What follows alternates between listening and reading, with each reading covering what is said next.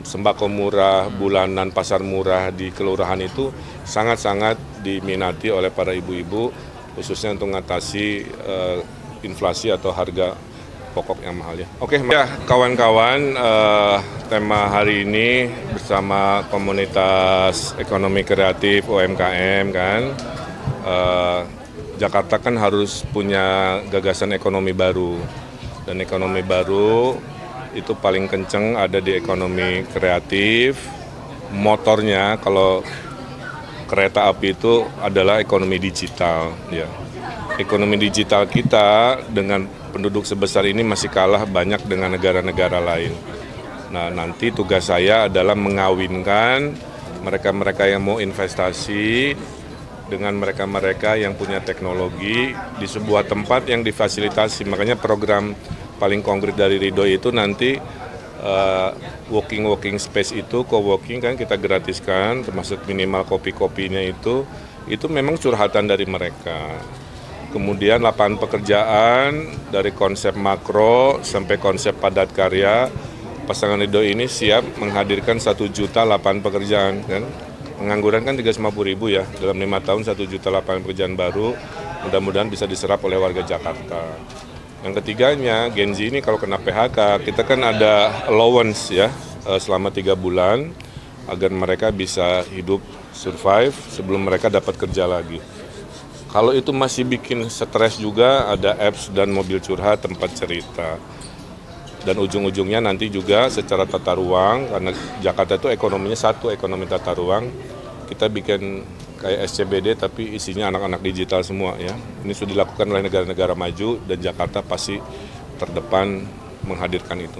Ya. Sehingga akhirnya ekonominya berlipat, membantu tujuan Pak Prabowo ngejar ekonomi 8%. Saya kira itu ya cara pikirnya. Kalau coffee shop ini jadi di seluruhnya itu gratis atau nanti dipilih gitu coffee shop? Ya harus yang ditunjuk, harus yang ditunjuk.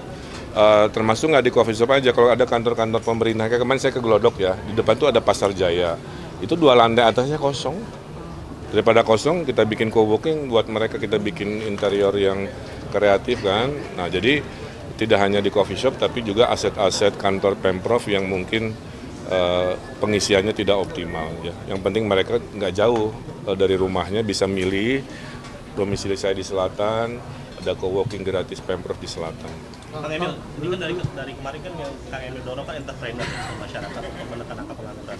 Kalau link and match antar sekolah dengan perusahaan gitu ada nggak sih Kang? Ada, saya kan dulu udah bikin Shopee, SMK, SMA Samsung, SMK Microsoft, itu akan saya ulang di sini.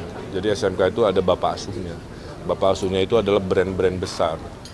Kayak Shopee dulu bantu saya, itu hampir setengah lulusan SMK-nya diserap untuk industri online mereka. Nah ini pola link and match yang konkret ya, menghadirkan bapak asuh berupa perusahaan-perusahaan raksasa internasional. Dulu pas di zaman Anies ada city branding plus Jakarta kalau kolaborasi nanti. Kang Emil apakah akan membuat city branding atau meneruskan yang udah buat karena sekarang udah nggak dipakai lagi. Ya kalau city branding mah itu mah pilihan gubernur masing-masing. Pak Heru apa ya? Sukses Jakarta. Pak Heru slogan. Ya, jadi artinya ini yang nanyanya di sini soalnya suka aneh saya itu ya, yang nanya di sini tapi muka harus ke sana ya. Jadi poinnya sementara ya kita slogannya sesuai dengan takdirnya. Jakarta baru, Jakarta maju gitu. Jakarta baru karena bukan lagi ibu kota, Jakarta maju karena mau go global. Jadi saya kira itu. Di dalamnya tentu ada spirit kolaborasi. Kan satu lagi kan Gantian. Survei LSI kan yang diselek oleh nomor 3 kan. Mending dibahas survei poltreking. Hari ini kita menang poltreking. Udah itu aja. Kita menang poltreking. Udah ngeliput poltreking belum? Nggak, saya tanya udah ngeliput belum? Ya udah itu dulu soalnya nanti nggak relevan jawabannya. Infrastruktur yang terintegrasi yang bisa dijalankan di Jakarta seperti apa sih? Contoh kemarin saya ketemu sama pengurus MRT. Itu MRT sendiri Bang, itu minimal di atas MRT itu ada potensi ekonomi 3-5 triliun. Dalam bentuk perkantoran, dalam bentuk perumahan, dalam bentuk pusat bisnis. Jadi itu contoh infrastruktur nggak hanya stasiun doang ya, tapi men-trigger yang namanya pendapatan baru di titik-titik stasiun infrastruktur. Nah itu yang akan dorong dalam kebijakan gubernur nanti. Kang Emil tadi yang soal tentang inflasi itu bagaimana kan? Apa? Inflasi. Iya, apalagi kan tadi juga kan sebelum kesini Kamenlu sempat berusukan juga ke pasar-pasar. Pasti ada kayak catatan tentang bahan pokok, misalnya bakal, tapi harga jualnya juga sesuai dengan bagian beli bahan pokok itu. Nah itu gimana sih? Ya kan saya udah pengalaman 10 tahun ngatasin inflasi. Satu, koordinasi dengan tim pengendali inflasi daerah. Kedua, anggaran selalu disiapkan. Kalau harga ayam naik, harga sapi naik, itu anggaran turun untuk menstabilkan harga. Yang ketiga, kan ini program yang favorit warga hasil surveinya di Poltreking hari ini. Sembako murah, bulanan, pasar murah di kelurahan itu sangat-sangat diminati oleh para ibu-ibu, khususnya untuk mengatasi inflasi atau harga pokok yang mahal ya. Oke, terima kasih. Assalamualaikum warahmatullahi wabarakatuh. Salam sejahtera.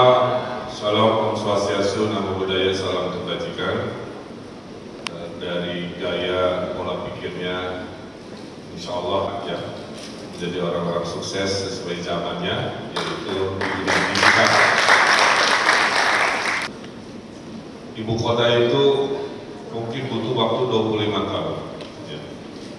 Jadi sampai ke rentang itu tidak ada banyak perubahan di Jakarta ini. Kecuali status judulnya saja, bahwa ibu kota tidak lagi di Jakarta. Yang kedua, Jakarta itu kayak Singapura, tidak punya natural resources itu.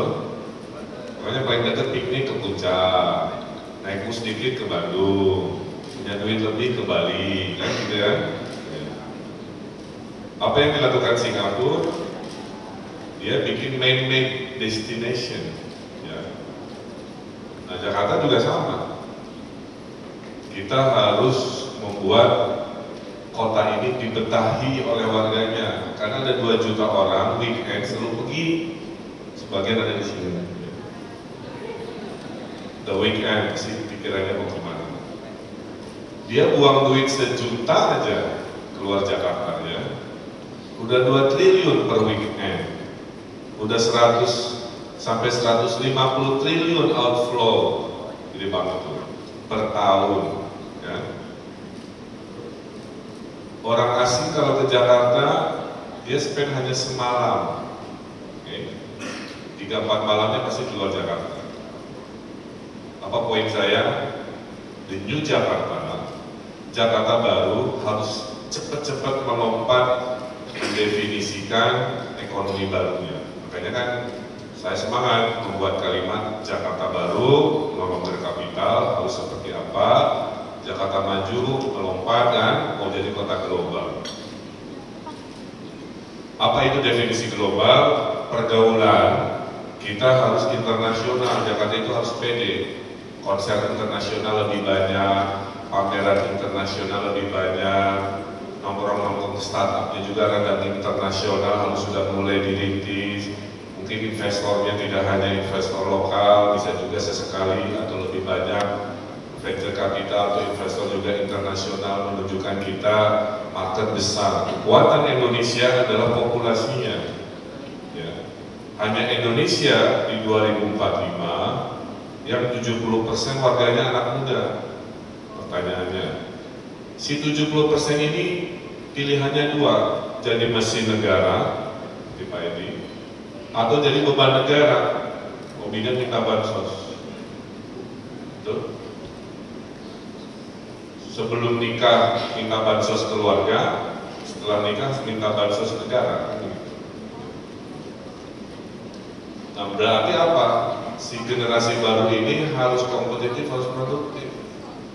Dimulai jangan stunting, ya. Walaupun rambut Ayu Ting Ting tidak keriting, memberantas stunting itu sangat penting.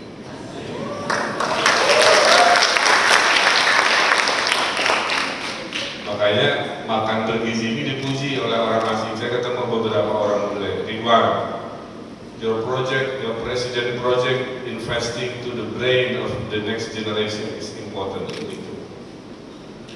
Yang kedua, ekonomi Jakarta menjadi 3. dalam imajinasi saya. Satu, trade dan services, oke. Makanya saya visinya membangun CBD baru, ya. Tidak hanya di pusat kota, CBD di utara di Ancol, CBD di Kelapa Gading, CBD di selatan, CBD di barat, dan lain sebagainya. Dan mimpi saya, sedang saya hitung, salah satu CBD-nya itu nanti tenannya hanya untuk startup dan digital bisnis aja, ya, insya Allah ada. Dan saya akan biar setelah nongkrong di kafe, mereka punya kantor dan komunitas, satu kolam, satu frekuensi, ketemu di bawah, langsung nyetrum, punya gagasan baru, kan begitu. Kalau mau pintar, bergaul dengan orang-orang pintar, pasti ke bawah pintar, betul? Kalau mau juli, bergaul dengan orang-orang nyinyir, ya, pasti ke bawah juli, hidupnya negatif, segera diprotesin, pengennya ngejek orang, jempolnya nyinyir, dan sebagainya. Tapi kalau mau optimis, bergaulnya dengan Ridwan Kamil, insya Allah hidupnya optimis. Yang kedua adalah ekonomi kreatif yang motornya digital. Makanya kita ada tahun saya mereformasi dengan digital. Ini boleh sambil Google. Ada operator. Simplifikasi. Gimana mensimplifikasi ya digital? 1000 desa miskin. Setelah 5 tahun desa miskin saya habiskan tinggal 0. Ya, alhamdulillah. Gimana caranya? Digital lagi di desa. Jadi kita ngasih makan ikan pakai HP, karena orang-orang desa itu pakai e-fisheries, ya. Itu kan apps. Kan. Jadi tukang lele curhat, Pak, saya kalau ngasih makan ikan, kolam saya banyak, lagi hujan, itu apa? Celele. Yang dilakukan adalah IoT-nya masuk ke HP, HP dipijit, sensor bergoyang, melontar makanan. Mau 10 kolam, mau 20 kolam, nggak ada masalah.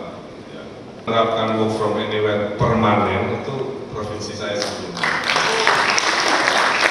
Saya memperbanyak LRT bis, saya akan mempergilirkan work from home untuk industri-industri tertentu.